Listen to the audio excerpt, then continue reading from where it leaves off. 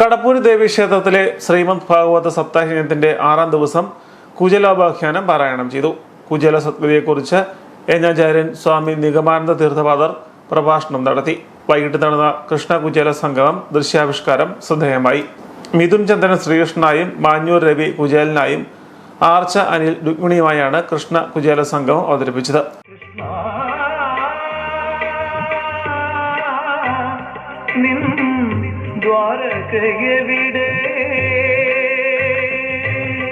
കാരുണ്യമൂർത്തിതൻ കമ്രരൂപം ഒന്നു കാണുവാൻ കണ്ടുന്ന കൺകുളിർക്കാൻ